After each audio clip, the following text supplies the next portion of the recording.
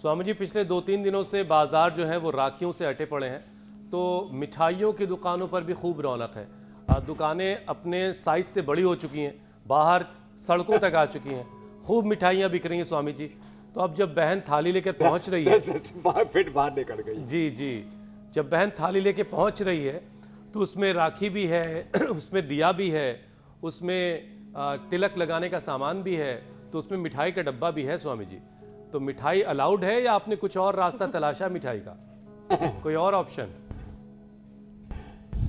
मिठाई का एक तो ये है, हमने गुड़ शक्कर से, जैगरी पाउडर से, और ये जो बहुत ही ज़बरदस्त है ब्राउन शुगर उसका, और मिठाई का हमने नया रास्ता एक दिया है कि आप नेचुरल जो स्वीट है ना, खजूर है, मुनक्का है, अंजीर है।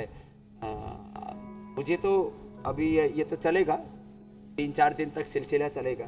बहनें मिठाई के तौर पर खजूर ही खिला रही है, मुनक्का अंजीर ही खिला रही है, तो ये तो गॉड गिफ्ट ही है। और बाकी जो है हमने नेचुरल मिठाइयाँ भी तैयार कर रखे, लेकिन अभी वो पतंजलि मिष्ठान भंडार हरिद्वार तक ही सीमित है। बाकी च्यवनप्राश तो बना ही रखा है, च्यवनप्राश खिलाएं थोड़ा चम्मच से। छोटे बच्चों को राखी बांधते हैं तो उनको बाल प्राश खिलाए।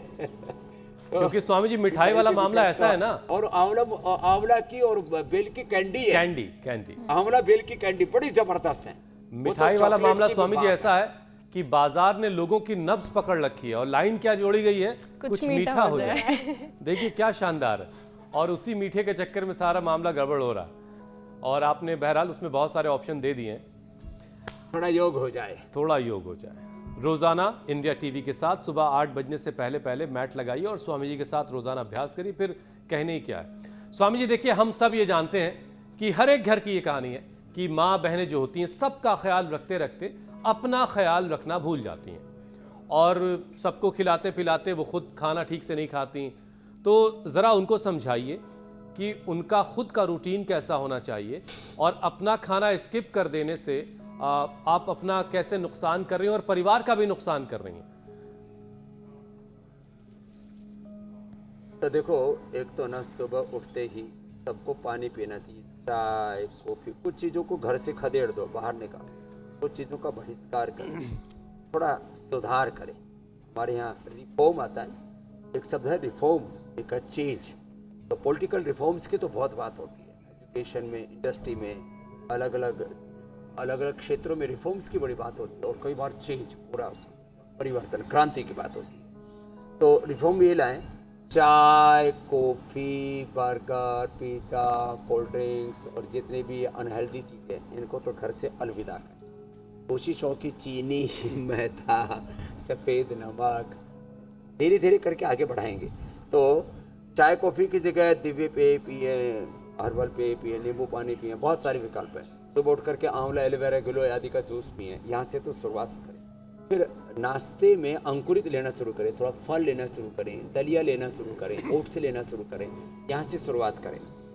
और 2 बार खाना खाना चाहिए, एक बार 10 से 12 के बीच में, अब 1-2 भी कर लेते हैं, 10 से 1 के बीच में, और एक बार शाम को। सुबह नाश्ते में तो हमने बिल्कुल ही हल्का बताया, वो तो औषधि के तौर पर ही लेना।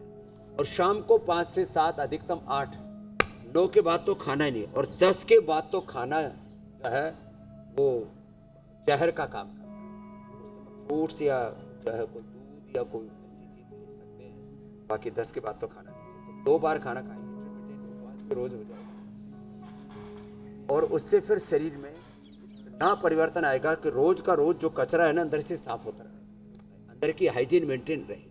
हमारा एपोप्टोसिस, हमारी ऑटोफेजी, माइटोफेजी, पूरा बॉडी का आंतरिक जो तंत्र है, पूरे शरीर का, इंद्रियों का, मन का, चित्त चेतना आत्मा का शुद्धिकरण होता रहेगा, और उससे सशक्तिकरण होता रहेगा। और जब आप ऐसा कर लेंगे ना, 99% बीमारियां तो आहार की गड़बड़ी से होती है। जो हमारा फिजिकल स्ट्रक्चर है, इसका रॉ मटेरियल तो आहार ही है ना। इसलिए मैं कहता हूँ, एक कण भी गलत आहार का नहीं जाना चाहिए, और एक क्षण भी गलत विचार मन में नहीं आना चाहिए। एक गलत विचार चक्र चलता रहता है, ओवर थिंकिंग, नेगेटिव थिंकिंग, व्यक्ति को कहाँ से कहाँ उठा करके पटक देता है गलत विचार, व्यक्ति फिर उभर नहीं पाता उससे। स्वामी जी, चाय कॉफ़ी के पीछे जो आप पड़े हैं ना, इनको बंद करवाने में ये सारे लोग आपके कुटिया के सामने प्रदर्शन करने बैठ जाएंगे किसी रोज़, देखिएगा। खैर, अच्छा, नींबू पानी की महिमा जो आपने स्वामी जी बताई वो भी कमाल है। देखिए, नींबू जो है कितने काम कर रहा होता है, लोगों का वजन घटाता है, खाने का स्वाद बढ़ाता है, नजर और से भी एक बचाता है। जमाने से लोगों को नज़र से भी, बुरी नज़र से भी बचा रहा। ये भी कमाल है। देखिए, हर दुकान के शटर पे लटक रहा होता है। हरी मिर्च लोग घरों के जी सामने जी, हरी मिर्ची के साथ। चलिए, बहरहाल अब आगे बढ़ते हैं स्वामी जी। अब बात उस मिशन की जिसे हमने नाम दिया है एक पौधा सेहत के नाम। ये बहुत जरूरी है। तो स्वामी जी, आज कौन सा पौधा लगाने जा रहे हैं आप, और उसके फायदे भी बताइए। आज का पौधा है, अपने घर आंगन में कोई ना कोई ऐसा कोना होता है जिसका अपना घर है, नहीं तो अपने बड़े गमले में भी लगा लेना। ये आजकल बोनसाई आ जाते हैं, ये पपीते के ऐसे बढ़िया बढ़िया बीज आ गए। 2-3 फीट के पपीते के ऊपर 1 क्विंटल तक जो है वो पपीता के फल लग जाते हैं।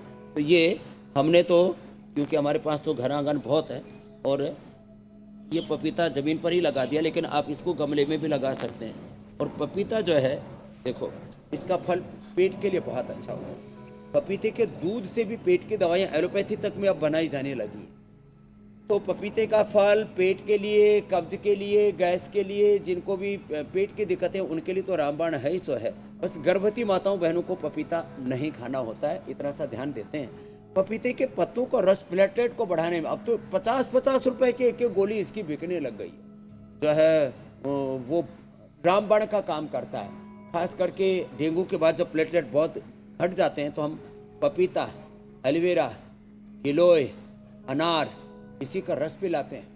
बीट ग्रास यदि मिल जाए तो बहुत अच्छी बात है। तो ये पपीता रामबाण है, डेंगू से आपको मरने नहीं देखा, और पेट ठीक, पाचन तो सारी चीज तो ठीक। और एक अच्छी बात स्वामी जी सब आपने कुछ बताई ठीक कि ही है। आजकल पौधों के मामले में, पेड़ों के मामले में बड़ी क्रांति आई है, और अब छोटे पौधे भी, बड़े पौधों का छोटा स्वरूप भी आ चुका है। मतलब ये कि गमले में भी पपीते का पौधा लगाया जा सकता है। स्वामी जी, अब लोगों को जो हम लोग झूठ और फरेब से बचाते हैं, फैक्ट चेक, बारी फैक्ट चेक किया। अरे हाँ, वो तो बच ही गया था। हाँ, स्वामी जी, सोशल मीडिया पर दावा यह किया जा रहा है कि नीम का बीज खाने से किडनी की पथरी खत्म हो जाती है। यह दावा कितना सही है और यह गलत है? ये दावा पूरा का पूरा झूठा है। नीम की निमोली खाने से बवासीर ठीक हो जाती है, ये दावा एकदम सही है। लेकिन नीम की निमोली खाने से पथरी दूर हो जाती है, ये दावा झूठा है। जो चीज़ जिसके लिए फायदा करती है उसके लिए उसका उपयोग करें, और झूठे दावों से बचें। और ये झूठ से बचाने का काम भी इंडिया टीवी कर रहा है, उसके लिए अभिनंदन है। और स्वामी जी, जो आप करते आए हैं, कर रहे हैं, उसके लिए आपका अभिनंदन है। आपने योग के जरिए घर घर तक बीमारियों के खिलाफ जो एक मुहिम छेड़ी है, वो भी बड़ी, उसके लिए शब्द नहीं मेरे पास। लेकिन अब आपसे इजाज़त लेने का वक्त हो चला है। बहुत बहुत शुक्रिया स्वामी जी, प्रणाम स्वामी जी। बहुत-बहुत स्वामी प्रणाम। जी। बहुत बहुत शुक्रिया।